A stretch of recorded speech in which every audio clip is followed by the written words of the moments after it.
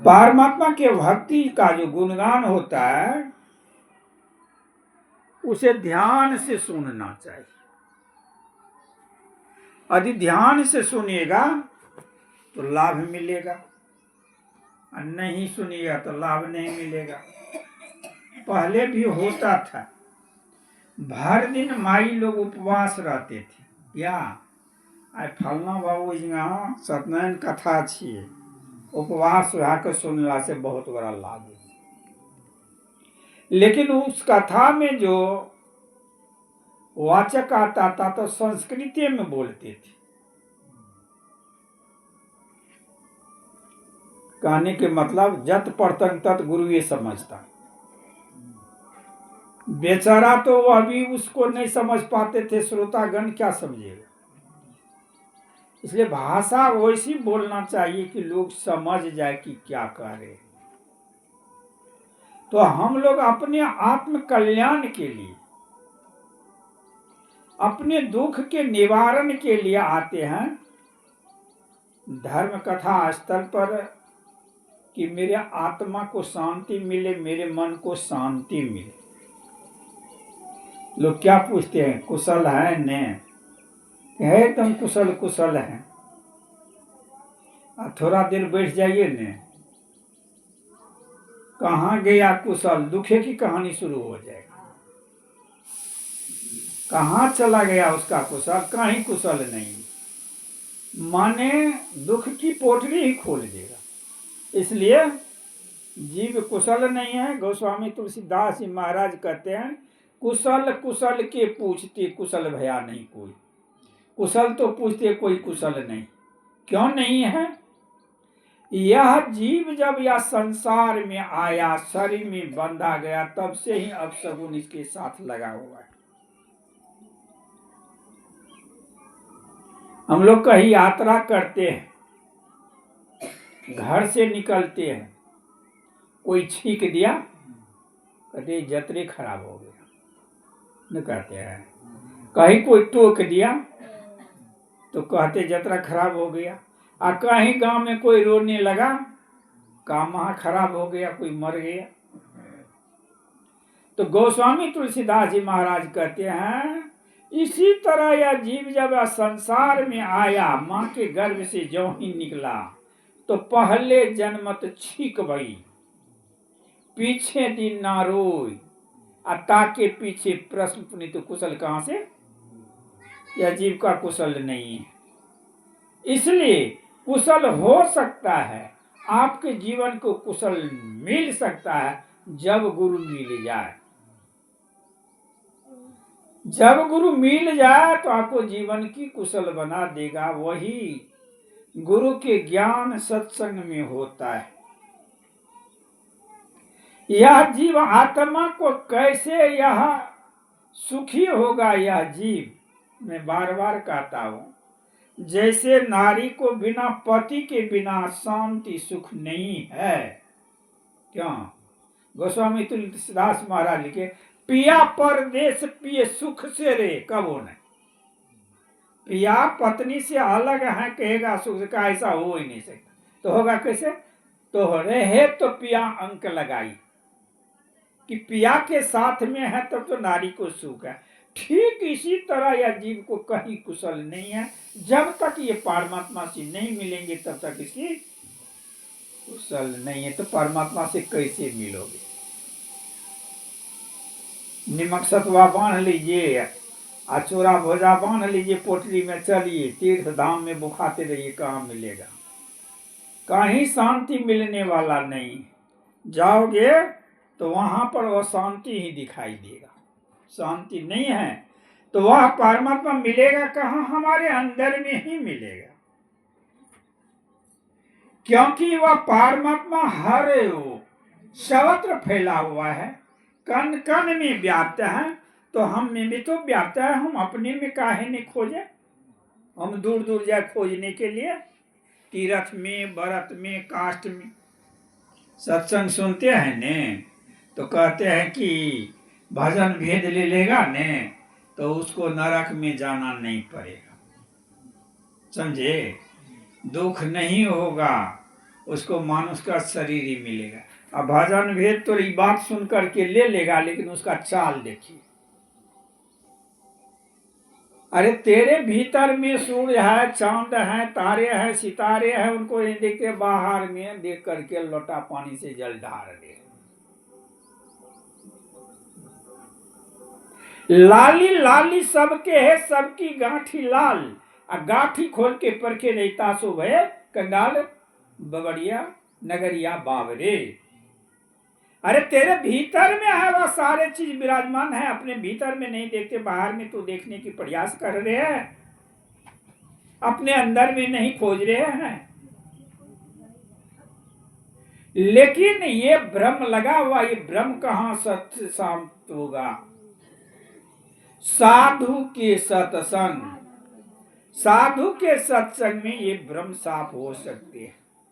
तो आइए सुनिए, यह जीव परमात्मा से कैसे मिलेगा, इसी बारे में अभी योग सीखो उपनिषद में वर्णन में आया। योग हीनं कथं ज्ञानं मोक्ष इदम भवति हो, योगो यपि योगो अपि योगो यपि ज्ञानी यतु नो क्षमो मोक्ष कर्मणि तस्मान् जन्म च योगं मुमुक्षु दृढ़ं वसेत्। योगहीन ज्ञान और ज्ञानहीन योग मोक्ष प्रद भला नहीं हो सकता है। इसलिए मोक्ष की इच्छा प्राप्त करने वाले को, उच्च कोटि का प्रवचन हो रहे हैं कि मोक्ष प्राप्त करने वाले को, अपने जीवन को दुख को मिटाने वाले को योग और ज्ञान का आधार लेना चाहिए। योग का अर्थ होता है जोड़ना, ज्ञान का अर्थ होता है जानना। जैसे वैवाहिक संबंध कुमारे लड़का लड़की को लोग जोड़ देता है, एक जगह मिला देता है, ठीक उसी तरह योग का अर्थ है जोड़ना, जीव और परमात्मा को मिला देना।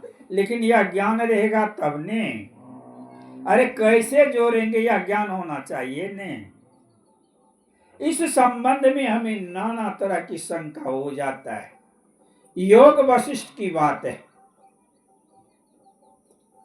सूतीक्षण नाम के महात्मा के मन में शंका हो गया। क्या शंका हो गया?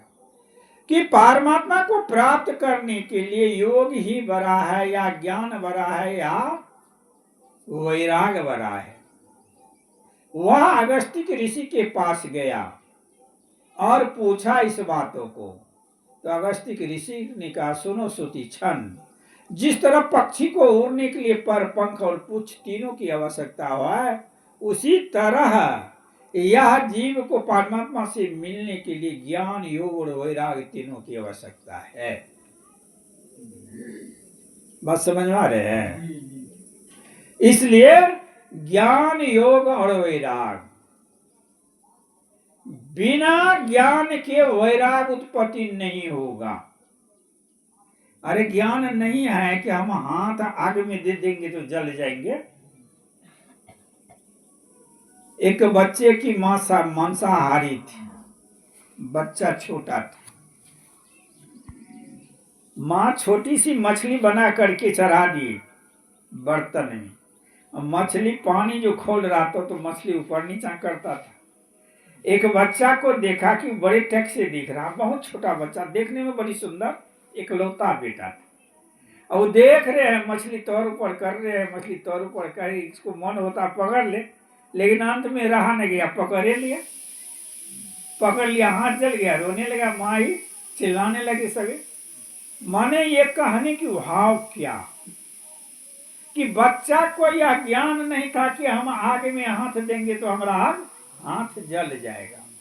ठीक उसी तरह बहुत से जीव को यह ज्ञान नहीं कि हम अधर्म कर्म करेंगे तो हम नरक में चले जाएंगे, हम बुरे गति में फंस जाएंगे। यह ज्ञान नहीं। देखे हैं, अपना पति है लेकिन दुख में व्याकुल, अपना पत्नी है दुख में व्याकुल है। व्याकुलता कौन ला दिया? पर नारी और पर पति ला देते। उनके में जब फंस गया, और जो फंस गया पत्नी को पत्नी नहीं बुझेगा, अब पति को पति नहीं बुझेगा। लेकिन यह ज्ञान नहीं है। गोस्वामी तुलसीदास जी महाराज लिखे हैं, क्षण सुख लाग जन्म सत कोटि दुख भोगी। क्षण भर के सुख के लिए नर नारी नरक की निशानी बना लेते हैं। क्षण सुख के लिए पर नारी और परपति से जब संपर्क करते संभोग करते हैं, उसका नरक निशानी बन गया। इसलिए गोस्वामी तुलसीदास जी महाराज ने कहा, क्षण सुख लागी जन्म सत कोटि दुख भोगी। क्षण भर के लिए अपने नरक की निशानी बना लेते हैं, लेकिन ज्ञान नहीं है। इसलिए ज्ञान की परम आवश्यकता है। ज्ञान जब हो जाएगा तब वह विरक्ति ले लेता है, वैराग हो जाता है। आपको मन हो गया कि हम अमुक वस्तु को ले ले, लेकिन आपको ज्ञान इधर से जवाब देता है इससे पाप लगेगा, तो मन लौट जाता है। ठीक इसी तरह संतों की वाणी जो होता है गोपालक की लाठी होता है। जैसे ज्ञान गोपालक की लाठी होता है, अज्ञानी मन को लौटा लेते हैं, उसी तरह संतों की वाणी जो है संसार में मन फंसने वाली को वो लौटा देते हैं। इसलिए सदगुरु महर्षि में परमहंस जी महाराज से भगीरथ जी महाराज कहा करते, हजूर रात में कहते संत वाणी, दिन में भी हर वक्त कहते भगीरथ वाणी गाओ। इसमें कोई रहस्य छिपा हुआ है? तो गुरु महाराज ने कहा महारहस्य छिपा हुआ है। कहा हजूर समझा देते तो हमको लाभ होता नहीं। कहा सुनो, जब मेरे मन विषयों की और संसार की ओर भागने लगता है तब तुम्हें मैं संत वाणी गाने के लिए कहता हूँ। संतों की वाणी जो होता है वह गोपालक का लाठी होता है, वह लौटा लेते। इसलिए मेरी मन जब विषय वासना की ओर भागता है तब तुम्हें मैं संत वाणी गाने के लिए कहता हूँ। उससे मेरा मन लौट जाता है और जाप में मेरा नाम जब मन लग जाता है, ध्यान में मन लग जाता है। इसी तरह संसार विषय वासनाओं में फंस करके यह जीव का मन भागता रहता है। तो हमें सुख कैसे होगा? बिना परमात्मा की प्राप्ति करने के बिना सुख नहीं होगा। इसलिए हम लोगों को चाहिए कि योग करे। योग का अर्थ होता है जोड़ना। यह ज्ञान है, सबको तो नहीं है। यह ज्ञान होगा कहां से? तो गुरु के द्वारा। इसलिए सदगुरु संत कबीर साहब ने कहा, बिना गुरु ज्ञान नाम न पहिए बिरथे जन्म गमाई हो। अब बिना सतगुरु नर रहत भुलाना, खोजत फिरत राह नहीं जाना। कि बिना गुरु के जीव भुलाए रहते या सही मार्ग को नहीं जानते, यह अज्ञानता में पड़े रहते हैं। तो जीव परमात्मा से कैसे मिलेंगे? योग के द्वारा। यह गुरु से जो भजन भेज लेते, लोग कहते चौका पान करा लिए बाबा, आप की करवे नरियर फोड़ दिलिए बाबा। अरे चौका पान कराए, ये प्रेम की भक्ति है, नरियर फोड़ दिए। नरियर फोड़े तो क्या ज्ञान मिला? नरियर को जब फोड़े तो नरियर में से क्या निकला? पानी। उसी तरह यह नरियर मोड़ने फोड़ने का जो नियम है, जो अपने 10वें द्वार की खिड़की को फोड़ता है, खोलता है, तब जाकर के ये जीव शरीर को छोड़ करके भी ब्रह्म में मिलता है। यहाँ फोड़ दिया लोढ़ी से नारियल को और कुछ मसाला लगा करके नारियल को फोड़ दिए, लेकिन तब तो जाने नारियल को फोड़े। उसी तरह यह शरीर नारियल है, इसके अंदर में जीवात्मा है, परमात्मा भी है। तो फोड़ दीजिए लोढ़ी की। यह मिलने की करने की चीज है कि फोड़ने की चीज है? माने नारियल 5 चौका क्या ले जीवन में तोरा कुछ नहीं कर, तब यहाँ डकैती उठकैती सब करो, जे मन ऐसे करो। 5 चौका करा लिए ने, अब भजन भेद ला लिया, और जे मन ऐसे करो। एक लड़का भजन भेद लिए हुए थे, ब्राह्मण था और बीए पास किए हुए थे, लोग बच्चों को पढ़ा रहे थे। अब बच्चों को पढ़ाते पढ़ाते बच्चे के माँ से ही फंस गया।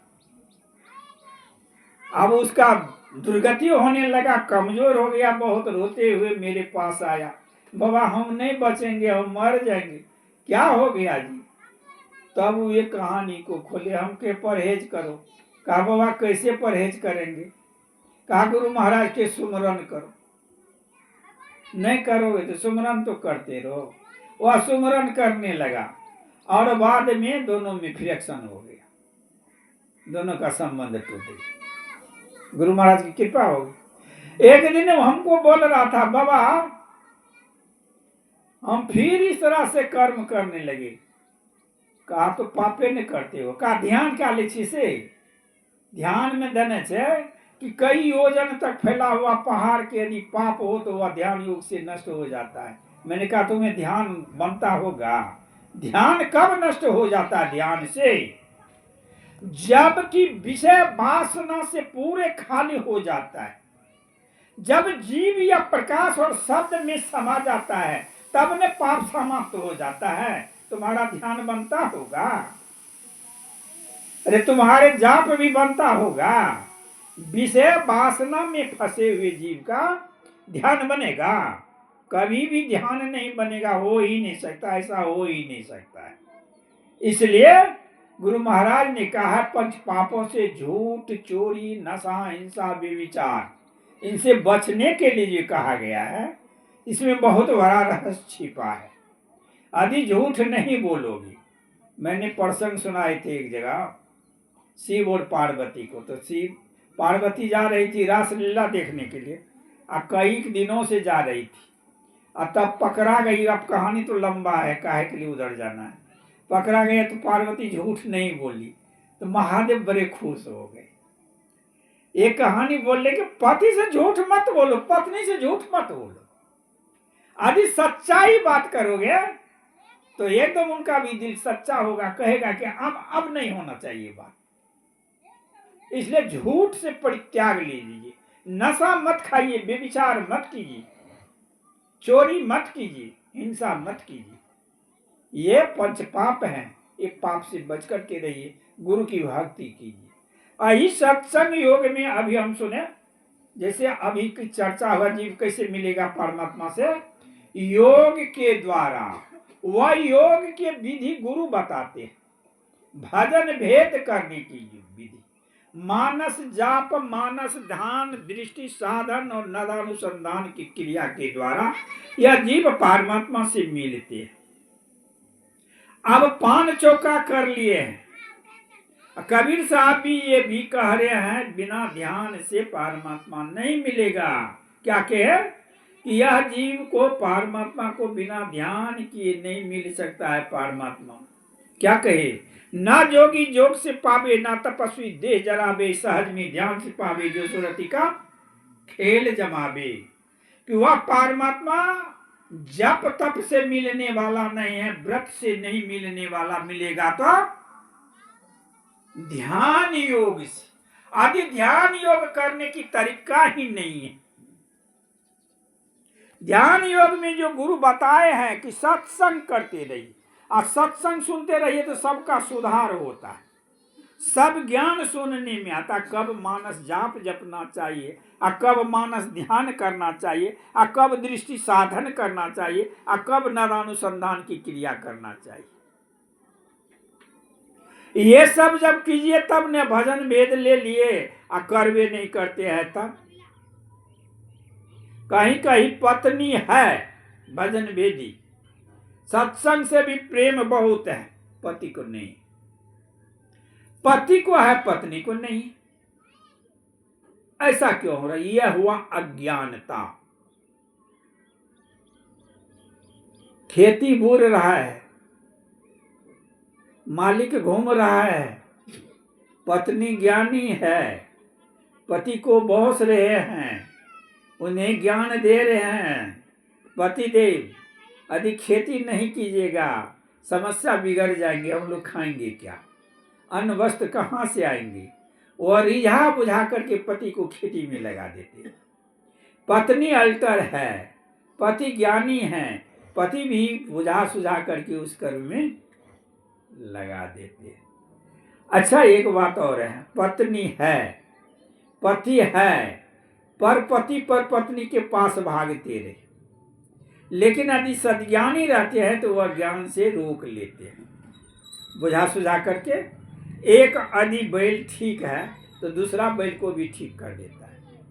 मैं नौजवान था तो बैलगाड़ी पर जाते हम गेहूं का बोझा लाने के लिए, तो हमको एक नए बच्चा था, तो वो एक धनवान आदमी से कहा कि हमको बैल दीजिए ना आप।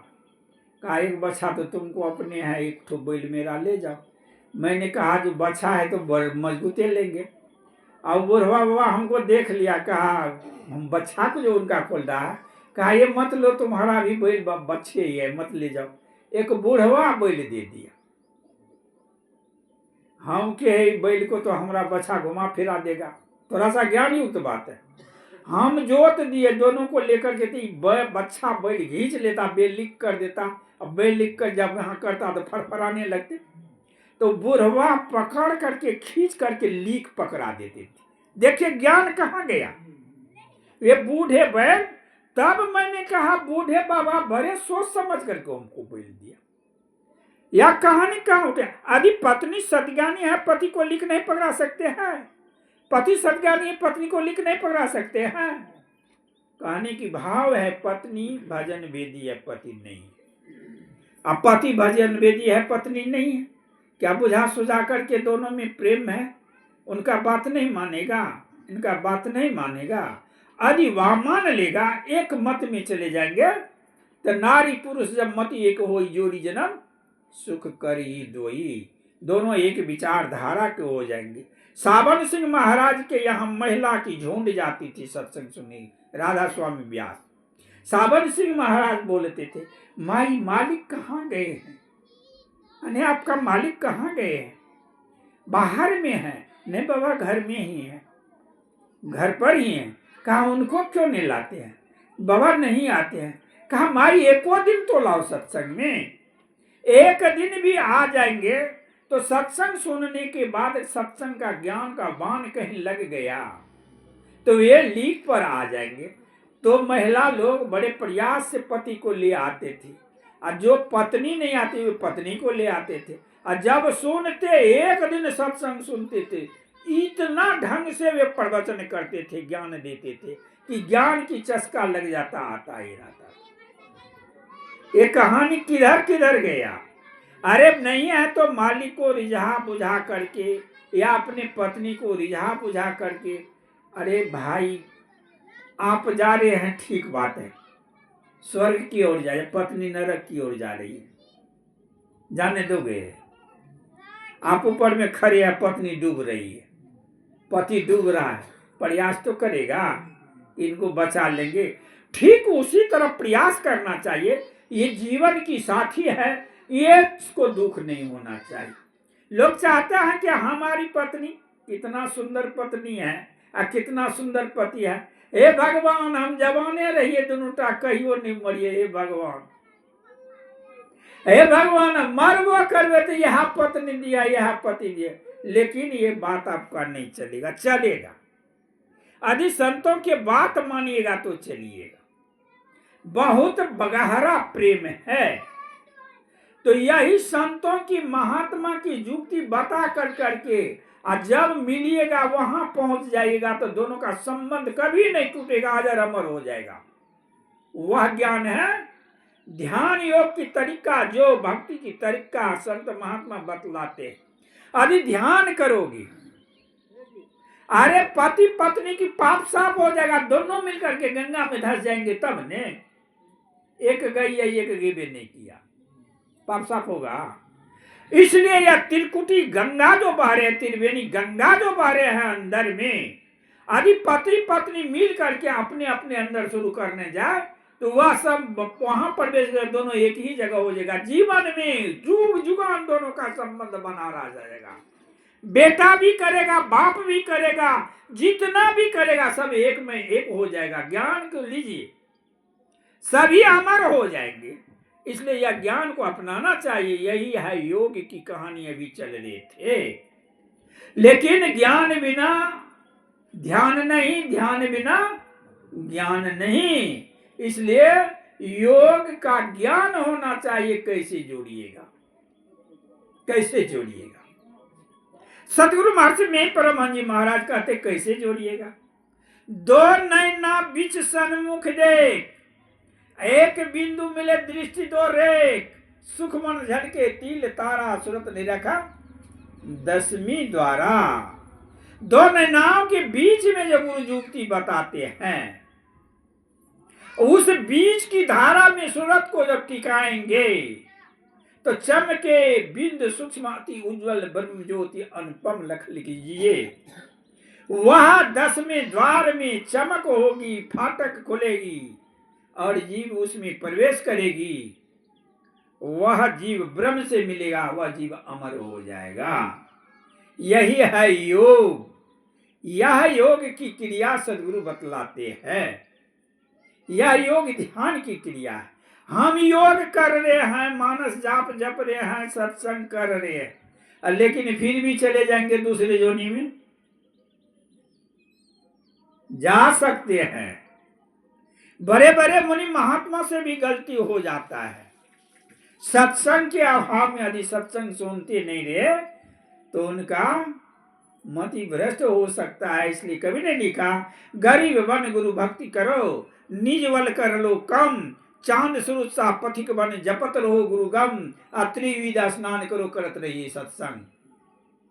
माने गरीब बन गुरु भक्ति करो। गुरु की आज्ञा, कितने भी धनवान है अपने धन को कम कर लीजिए, बल को कम कर लीजिए, नीचे से नीचे हो जाइए। शिवाजी बादशाह था, गुरु के निकट नतमस्तक रहते थे। ब्रह्मा विष्णु महेश कृष्ण राम गुरु के निकट नतमस्तक रहते थे। इसलिए अपना बल कम करके गरीब बन के गुरु की भक्ति करना चाहिए। अपना बल कम करना चाहिए। चांद सूरज सा पथिक बन, जैसे चांद सूरज चलता ही रहता है, उसका कभी दिन रात नहीं, उसी तरह सांस की गति चलता रहता। सांस सांस से परमात्मा का वक्त किया था। चांद सूरज सा, चांद सूरज सा पथिक बन जपत रहो गुरु गम, जो गुरु भेद दिए हैं। और त्रिविध स्नान करो। त्रिविध का स्नान हो गया, पानी और साबुन से स्नान होता है, शरीर की सफाई होता है। सत्संग में मन की सफाई होता है और ध्यान योग से आत्मा की सफाई होता है। करत रहिए सत्संग। सत्संग से हट जाओगे को वो ठीक नहीं रहेगा। इसलिए सदगुरु महर्षि में परम जी महाराज ने कहा, सत्संग नित और ध्यान नित रहिए करत स्वलग्न हो। कि स्वलग्न हो करके प्रत्येक दिन सत्संग और ध्यान करना चाहिए, नहीं तो व्यापे जाओगे। बड़े बड़े मुनि महात्मा व्यापे गए। कबीर साहब ने कहा, नाथ मछिंदर छुटे नहीं, गोरख दत्त और व्यास के कबीर पुकार के बहुतों को लगे माया की फांस। रमैया की दुल्हन लूटी बाजार, ब्रह्मा को लूटा, विष्णु को लूटा, नारद बाबा की परी पछान। कबीर साहब ने कहा, हम तो बच गए, साहब के पास हम अपने से नहीं। क्या कहते हैं हम साहब के शब्द गाई गाई का रहा छिपा। गुरु शब्द को गा गा करके मैं उस माया से बच गए। इसलिए गुरु मंत्र को नहीं छोड़ना चाहिए। गुरु का दर्शन करते, संतों का दर्शन करते रहना चाहिए। सब संतों का सत्संग सुनते रहना चाहिए, तब आप ठीक हो जाइए। लेकिन ये भी जा सकते हैं दूसरे जोनी में। जैसे अभी हम लोग सुन रहे थे, योग सीखो उपनिषद में ही, देहावासान्य सम्य चिते यदुभावे तदेव भवे जीव इत्यदेव जन्म कारणम। देह त्याग के समय में जीव जो जो भावनाएं करता है वही वही होता है, यही जन्म का कारण है। मरते समय जीव जो भी भावना करेगा मन में वही हो जाएगा, यही जन्म के कारण है। योग वशिष्ठ में गुरु वशिष्ठ ने से भगवान श्री राम ने पूछा। भगवान श्री राम गुरु वशिष्ठ से पूछते हैं, गुरुदेव जीव का जन्म के कारण क्या है? प्रवचन इतना अच्छा ढंग के हैं। ये जब मंच पर होता है, अखिल भारतीय जिला वार्षिक लोग एकदम एकदम चित्त से सुनते। बड़ी मार्मिक शब्द उठ रहा है, उठ गया है, और पाठ भी वैसा ही हुआ है कि शरीर छोड़ने के बाद जीव के मन में जो जो भावनाएं होता है यही हो जाता है, यही जन्म के। तो गुरु वशिष्ठ से भगवान श्री राम पूछते हैं कि गुरुदेव जीव का जन्म के कारण क्या है? तो योग निष्ठ महर्षि वशिष्ठ कहते श्री राम, जीव के कारण जन्मने के 3 कारण है। कहा गुरुदेव बता देते तो बड़ी अच्छा होता ने। कहा अच्छा सुनो मैं बता ही देता। उन्होंने कहा देखो, जीव के जन्म के 3 कारण होता है। एक होता है भ्रांति, दूसरा होता है संकल्प, तीसरा होता है प्रारब्ध। कहा गुरुदेव यह तो याद हो गया, लेकिन इसका व्याख्यान सुनते कि भ्रांति कैसे होता है, संकल्प कैसे होते, प्रारब्ध कैसे जन्म होता है। अच्छा राम सुनो, सावधान होकर के सुनो, मैं तुम्हें सुनाता। तू साधु स्वभाव के हैं, साधु जैसा ही प्रश्न रखते हो, तो सुनो मैं सुनाता। भ्रांति का अर्थ होता मरते समय जीव जिसका मुंह देख लेता है, मर जाता वही जोनी में चला जाता है। समझे? इसलिए संत महात्मा घर में अपना तस्वीर लगाए रहते हैं कि मरने के समय हम दूसरे को नहीं देंगे, संत महात्मा का ही दृष्टि को देखें। भगवान श्री राम, भगवान शंकर ने कहा निज अनुभव में कहूं भवानी, कागभूषण ने निज अनुभव में कहूं खगेशा, मैं अपना कहानी कहता। एक जगह धर्मराज बाबा का भागवत हो रहा था, और वही बगल में हम बैठे थे, और भक्ता परीक्षा लिए हुए थे। ये बाबा जब रहेंगे गोसाई वे नहीं करेगा, तो वो हमको कहता है आप ही इसको आशीर्वाद दे दीजिए बच्चा को। हम नहीं जाएंगे, हमारा मन में वह नहीं जाएंगे, हम नहीं गए। हमको कितना के हम नहीं गए। अब तो हमको लगा ब्रह्मांड मन माथा फट जाएगा, छाती फट जाएगा, देह हर लगता फटते जा रहे। हम के अब तो इसका मुंडनो नहीं हुआ है, तो इसका भोज भंडारा बना हुआ, हम तो मर ही रहे। हमको विश्वास हो गया हम मर गए, माने लगे हमारा माथा उड़ गए, छाती लगे फट गया। हम के बगल वाले के घर में जाते हैं, छिप करके सो जाएंगे, मर जाएंगे, नहीं देखेंगे, लोग अपना खिला पिला देगा, तब न बाद में हमको खोजेगा।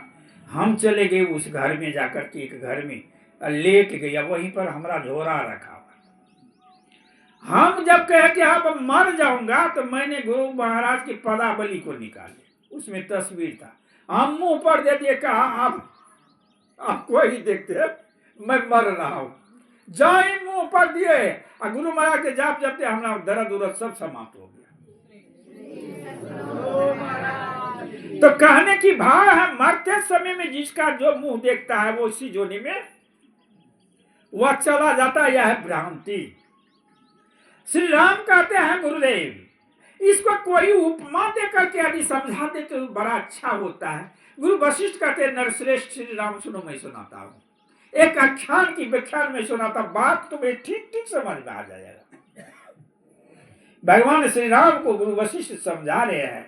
राम, एक मच्छर का जन्म होना आधी रोज हुआ था। वह मच्छर हरी घास की टूसी पर झूल रहा था, हवे की आनंद, झूले के आनंद ले रहा था। राम, एक हिरन चरती हुई आई और खूर से उन्हें दबोच दिया। हिरन की मुंह मच्छर ने देखा, प्राण त्याग दिया। राम, वह मच्छर हिरन की योनि में चला गया। हिरन की योनि में जब चला गया, जन्म हुआ, तो वह बड़े होकर के, वह विभोर होकर के एक दिन जंगल में घास खा रही थी। इधर उधर देख लिया कि कोई हिंसक प्राणी तो नहीं है, नजर में नहीं आया, तो वह खाने लगा। घसवा चोर को देखे हैं, इधर उधर देख लिया और नहीं कोई है तो कटना शुरू कर देगा। हम मकई के खेत में ध्यान कर रहे थे, अब महिला गई, चारों बगल घूम लिए, कहा कोई नहीं है, वो घुस गई काटने के लिए। और 10 लोग जब काटे तो हम तो वही में बैठे हुए थे, ध्यान कर रहे थे। खड़खड़ सुने तो हम उठ कर करके महिला को पकड़ लिए, कचिए पकड़ लिए। अब बाद में महिला सब आई छोड़ा दी, तो हम रोने लगे। तो कहा कि आपको क्या हो गया? कहा हमसे आज बड़ी गलती हो गई है, हम आज तक किसी के हाथ नहीं पकड़े, और इसका हाथ मैंने पकड़ लिया। वो लड़की कहते हैं मेरी जोर ने कथिल बचल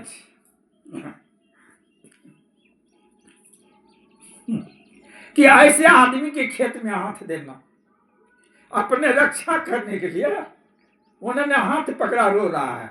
और तुमको अपना पाप से लाज नहीं होता है?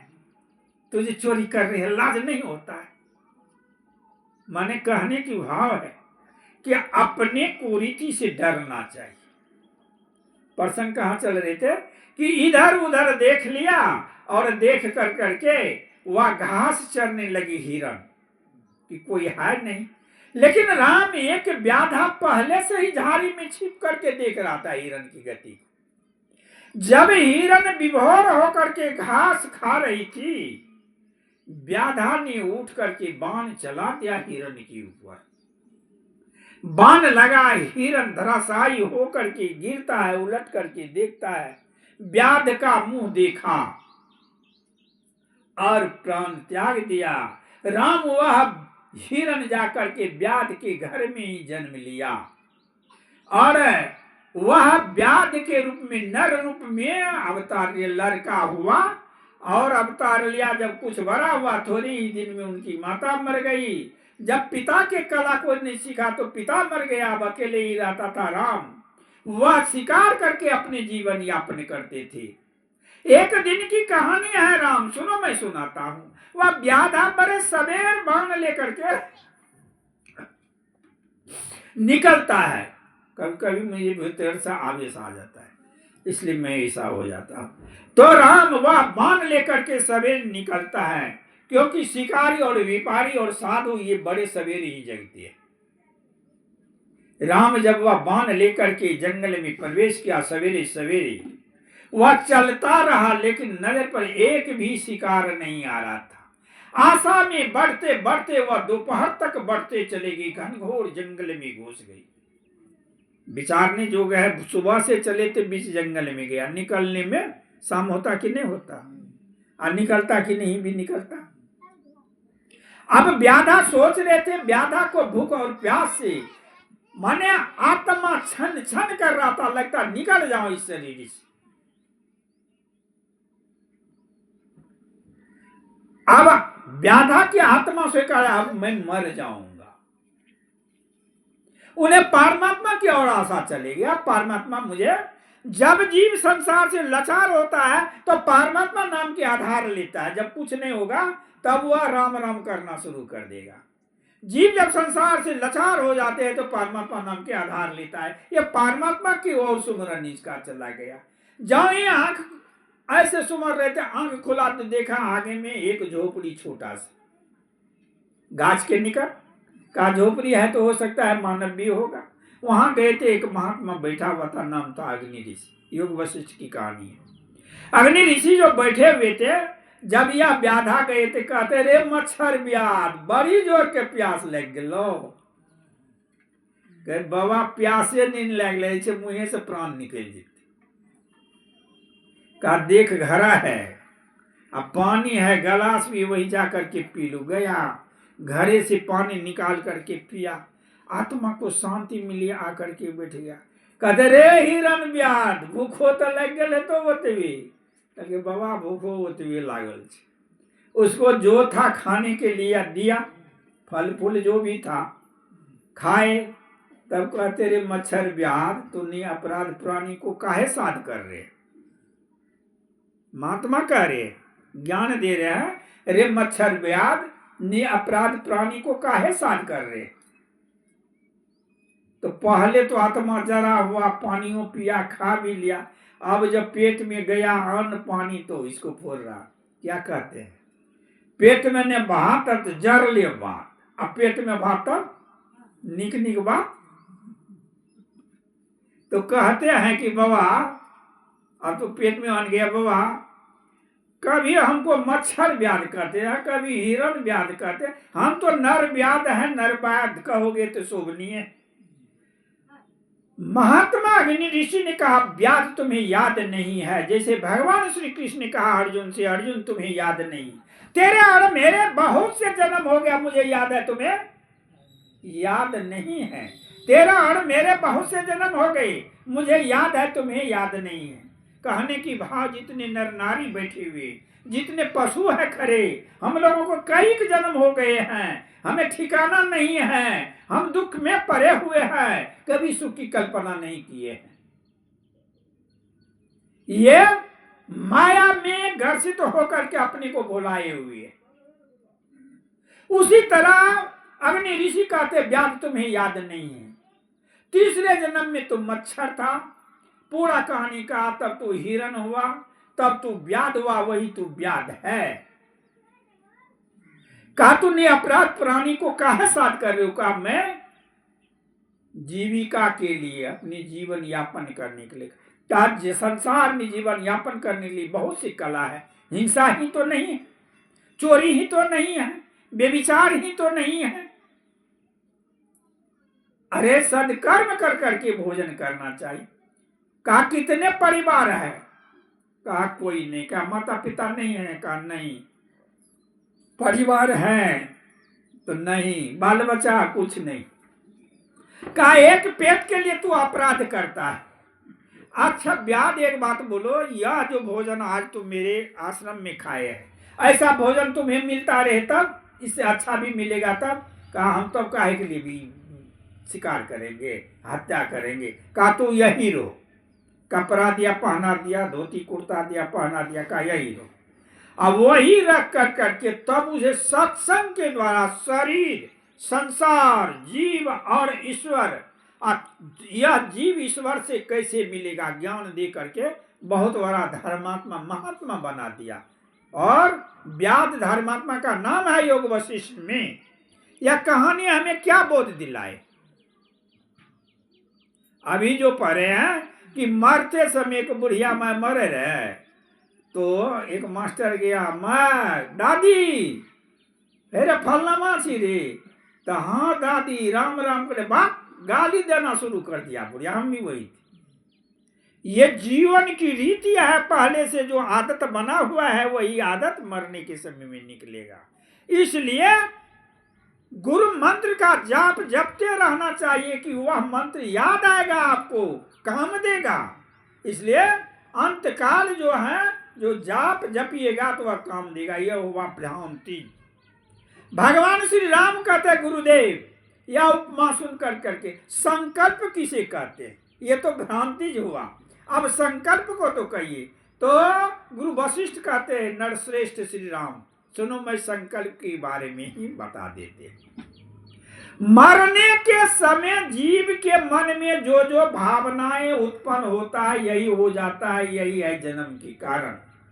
मन की अब तो हम मर जाओ, आप आत्मविश्वास है मर जीवे, लेकिन एने से मन ज्ञान कुछ माया ज्ञान दे छे, घर अधूरे रह गए, छटका पढ़लक नहीं, सब काबिल भए गेले, मर रहे छे ओकर ठकान नहीं छे। अब ई केना रहते, ई केना रहते, ई याद आबि रहल छै। कोई जेते ने बड़का भए जेतै से काबिले रो देखिए छोटका के, आ कोई कोई कुटुम्ब जे है कटा बहु कहियो छोटका के देखे ले कि ये है माया। लेकिन उसे ख्याल नहीं है किसका नाम लेंगे। इस संबंध में एक आख्यान का व्याख्यान किया। काक्षारो इस संबंध में भी एक आख्यान का व्याख्यान करते हैं। उन्होंने कहा, लेकिन कहानी कहा गुरु नानक की संबंध में, कि गुरु नानक के महात्मा के दरबार में एक महात्मा आए थे। अब महात्मा को बुखार लगा हो, तो बुखार में बड़बड़ा रहा था। बुखार लागल छे, अब कह रहल छे मैं हमरा बड़िए भात खिया न दई, नहीं तो दही केला खिला न दई, बड़बड़ा रहे हैं। उसी तरह महात्मा जब आए, बुखार है बड़बड़ा, महात्मा का मन क्या होता, हे भगवान है हमरा मांस रोटी कोई खिला दो, हे भगवान मांस रोटी खिला दियो क्या। लेकिन जब भंडारा हुआ, सब गया खाने के लिए, इसको भी ले गया, बोला दाल रोटी दिया खाने, एक दो कोर तो खाए, जो खाया खाया है, नहीं दलकै कोई मांस रोटी खाए ले, भगवान नहीं दलकै कोई मांस, यही कह रहे थे। गुरु महाराज को बकरी के दूध पीते थे। घरवाली जो थी हमको कही कि बाबा बकरी के दूध नहीं पीते तो हमारा प्लेटे बैठ जाएगा, और जब पीते हैं तो ठीक रहते। गुरु महाराज भी बकरी के दूध पीते थे। 9 बजे रात को एक दिन कह रहे थे, नहीं दलकै कोई बकरी के दूध, नहीं दलकै बकरी के दूध। गुरु महाराज बोले, सदगुरु महाराज में परमंज महाराज बोले। तो भगीरथ बाबा जब सुने ने, तो प्रमोद बाबा कल के, प्रमोद बाबा एने आवा, अरे गुरु महाराज के सुनो कि केकरो सही वाला नहीं थी। तो गुरु महाराज के नहीं दलकै कोई बकरी के दूध, केकरो कुछ नहीं कहे, नहीं दलकै कोई बकरी के दूध। तो प्रमोद बाबा कमंडल उठल के चल गए माया घर, आ संजय यादव के घर घुस के आ बकरी दुहि लेलक। आ जब चलले तो संजय कहे के रो, प्रमोद बाबा के समझा हो, प्रणाम बाबा प्रणाम बाबा। मायागंज में प्रमोद बाबा रात दिन कभी जाए कोई टूक नहीं सकता था, इतना प्रेम है वहां पर। तो कहने के वहां गुरु महाराज भी कहते नहीं दल के कोई बकरी के दूध नहीं दल। उसी तरह महात्मा कहते नहीं दल के कोई मांस रोटी खाए ले, कहते कहते मरिए गए रहते। दिन में पता लगा कि महात्मा मर गया तो महात्मा को दाह संस्कार कर दिया गया, भंडारा भी उसके नाम से कर दिया गया। और 15 दिन के बाद बाला मर्दाना पूछते हैं, बाबा गुरुदेव एक बात बताइए, आप तो त्रिकालदर्शी है, क्या बोलो। का महात्मा जो दाल रोटी खा करके मरे वो किस जोनी में गया? अरे पागल, वो तो चला गया सिंह के जोनी में। का अनर्थ माना अनर्थ। जो महात्मा थे गुरुमुख थे वह सिंह की जोनी में कैसे चला गया? कहा सुनो न मैं कहानी कहता हूँ। उसको बुखार लगा हुआ था, उसकी मांग आत्मा कर रहा था मांस रोटी, तो लोग दिया दाल रोटी खाने के लिए, लेकिन मांस रोटी की पुकार में वो मर गया, इसलिए वह सिंह की जोनी में चला गया। कहा प्रमाण से, कहा आप तो आंखों ने फुटा है बच्चा को, चलो ना हम दिखा रहा। तो जा करके दिखला दिया, एक चितकबरा था, कहा चितकबरा वही है मां। कहानी हमें कौन बहुत दिला? जब मन में कहा कि मांस रोटी नहीं, तो मांस सिंह के जोनी में चले गए।